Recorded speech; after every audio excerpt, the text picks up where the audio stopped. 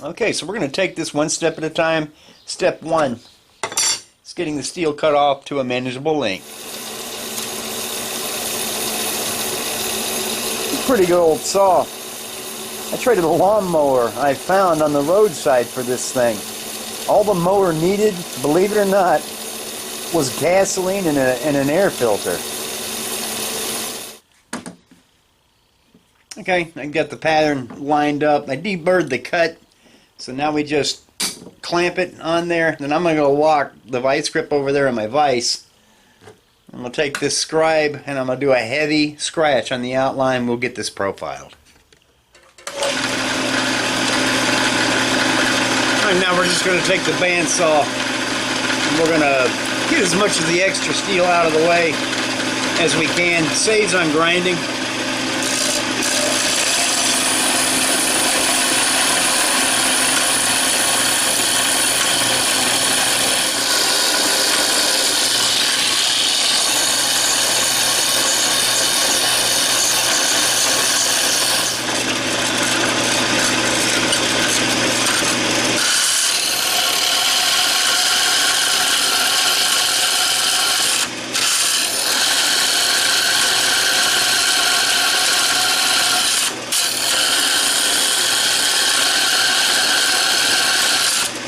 Alright, so we're just going to do a series of relief cuts along these contours for obvious reasons, and then meet you back over the bench when I have all this extra steel out of the way. Okay, we've bandsawed the brunt of the steel out of the way. Now we're going to go over to my small 2x42, which is the perfect grinder to get this thing close to layout. And then, of course, we move over to the other grinder to get right to layout. See you over at the belt grinders. Okay, well, here is where the sparks start to fly. Got a little water tank right here on my left that I'll be dunking this in time to time because it will heat up. But I love this little Craftsman grinder. It has plenty of power for its size, and for a little while these 2x42 belts were kind of hard to find. A 2x48 would have been much easier, but then I found a good source for these belts from True Grit at a very reasonable price, so I've stocked up on plenty of them. So here we go.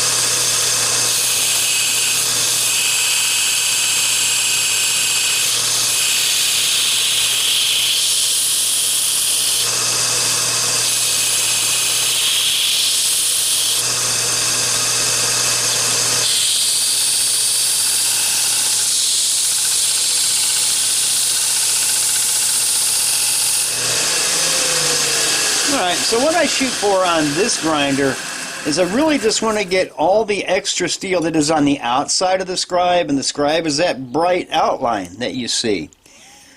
So I want to get all the steel from the outside of that out of the way, because it's not knife. And the pattern lies inside these scribe lines, so we're still oversized all the way around, but I'm going to get that out of the way with a much finer belt. Probably an 80. So we're going to step over to the other grinder, and I'll see you there. My platen attachment on here, and I put on a this is a ceramic 80 grit belt that's had a lot of use, so it's probably closer to about a 120. More and more I'm starting to like these ceramic belts more so than aluminum oxide or even silicon carbide. longevity, and they don't generate quite as much heat when they do grind. So this is where I take this pretty much down and make that layout line disappear. And when I get that, I'm true to my pattern, then I can overlay my pattern and transfer all of my holes.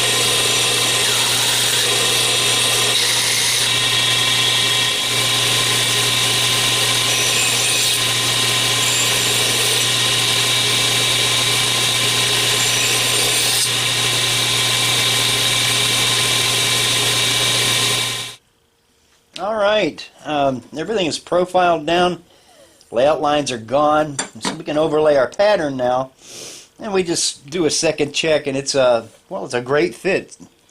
Nothing extra hanging out, so we're ready to transfer our holes. Now these 6 that are in the center, they're of course for the handle scales and the pins, and these 2 up here are going to be for the stainless guards. This one back here is for the lanyard hole, and it's going to be a stainless line lanyard hole. There will be one more hole drilled into the blank, and that is going to be in this area, and what that's going to be is for my push stick. This knife is what I call one of my premium grade knives, and I don't know if anybody is aware that I do offer different grades of knife, but this one's going to have a tapered tang, so I need to put my push stick hole in there to facilitate tapering the tang on the platen of the grinder. But just to explain what the difference are in my grades, this is a basic grade knife. It has no stainless guard. The handle is kind of that's what I call an integrated guard. The guard's kind of built into your handle in the contours, and then the tang itself is straight. There is no taper. The knife is every bit as functional as one of my premium grades.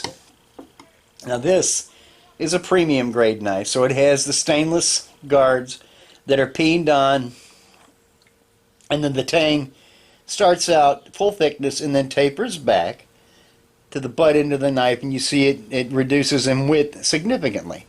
And in the larger knives, it is more functional because it balances the knife, and for a knife this size, it really is just a stylish thing, but I like it, and so do a lot of other people, especially guys that are into custom or handmade knives. They will comment on the tapered tang, whereas just a casual knife person might not even notice the tapered tang, but it does represent a significant extra amount of work to make a premium grade. But Cecil wanted all the works, basically, so that's what we're going to do. We're going to do the stainless guards, tapered tang, the whole shot. So now it's time to clamp these 2 back together, and we're going to transfer our holes, and then we can go over and drill these in the drill press. So I was looking all over for this brass hammer, and I finally saw that I was using it to prop my window open, because that sash will just fall. So I put a lesser used hammer in its place. I was going to omit this little part about transferring these holes, but again, I wanted Cecil's buddy to have all the steps, and Cecil too. So I chopped my 8-inch transfer punch in half, and it doesn't bend nearly as much now. But I just transfer the holes here, and then I'll take an actual center punch, and I'll deepen them somewhat. Just makes them easier to find with the drill bit.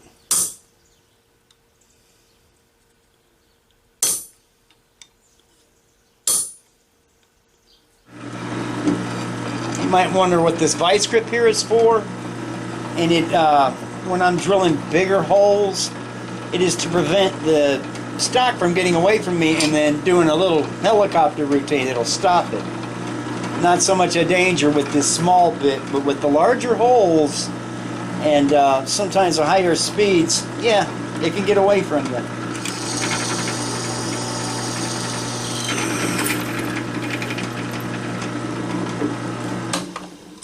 Alright, I'm going to do a bit change once to a quarter, once to 3/16.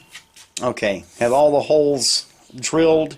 Haven't countersunk them yet because I'm going to taper the tang and I have to redo them anyway. But I need to get all this mill finish off here, this bark. It's hot rolled steel. So what I've got on the grinder here, I've taken the tool rest off and I've put on what is probably the heaviest grit belt that I use in knife making. This is a 36 grit ceramic belt and it gets this job done pretty quickly. I've got the belt grinder speed up just a little bit because I want to get this done. So I've got the steel just on this big magnet. Now one of the particular things I've discovered about CPM 154 is its attraction to a magnet is much greater in the annealed state than in the hardened state. I don't know why, but as it is now, it will hold on that magnet while I flat grind like this. But if I tried to do that after, then it won't hold. It'll just slip off. I don't know why it does that. Not a metallurgist, but it's just something I discovered. So you can hear my drive belt slipping a little bit. I need to loosen the mounts and tighten everything. But once it heats up a little bit, it goes ahead and grips. But this belt gets the job done pretty quickly. And I'm not pushing real hard. You don't have to.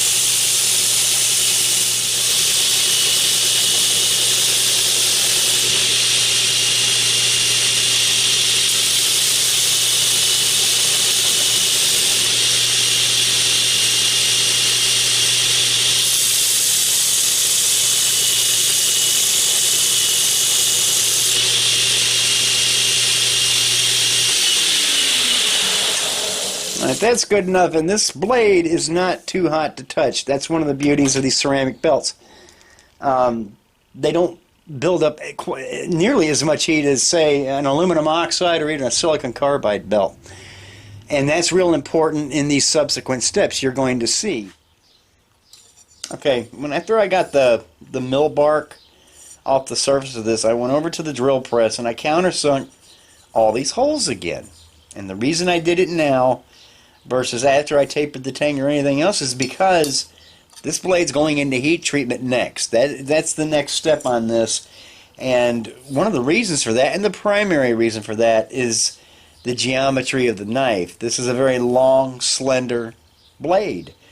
And at 1950 degrees or thereabouts, when you pull this out and put it into an oil quench, it has a very, very marked tendency to warp and bend. It's just plastic.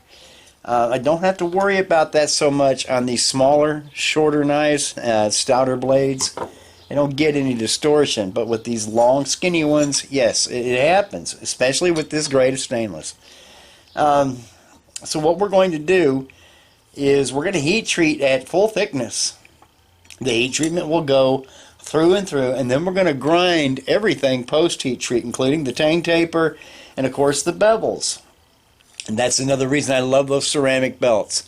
They cut this hardened steel easily, and they don't let a lot of heat build up. And one of the things about this steel, the normal draw on this steel, and that's after you harden it and you want to pull some of that brittle hardness out and make it flexible and tough, as we call it. The recipe I use is 2 draws at 400 degrees for 2 hours apiece. That's sustained heat. Another draw for this CPM 154 after hardening is a 1 hour draw at 1000 degrees. So it can take those high temperatures and retain its hardness. And in that, it's very similar to high-speed steel. If you look at the chemical analysis of this stuff, it's real similar to high-speed steel. It's probably why it makes such good knives. but I'm taking advantage of that. So the means of quenching that I'm going to use on this knife to ensure everything stays straight is when I pull this knife at 1900 or so degrees out, I'm going to what's called plate quench. And so I have a little homemade clamp system set up over there that I'll clamp up to my anvil. And all it is two pretty thick, heavy pieces of aluminum, and I've taken an extendable jaw vice grip and fashioned it to that so I can put this between them and clamp it and let the thing come out at critical temperature, and while I used forced air all the way around it to draw it down quickly and prevent any warping. So when I pull it out of the foil, you'll see that it has stayed straight, and then we can go ahead and strike our lines and commence with the build. It's just the easiest way to do it. I've had knives warp on me after heat treatment, and you can cold straighten it after you draw. But it's a pain, and I'm trying to make my knife making as pain-free as I can. So that's what we're going to be doing next, and that's what the next video is going to cover, is the heat treatment of this steel and then the subsequent steps.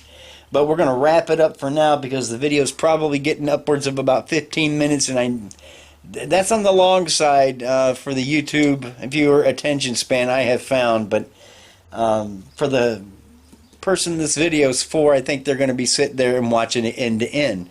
So that's who I'm really making the video for. But I appreciate you guys watching, and if you hang through to the end, I really appreciate that, and I love your comments. So we're going to get this one wrapped up, and we'll see you at heat treatment. Have a great 4th of July weekend, guys.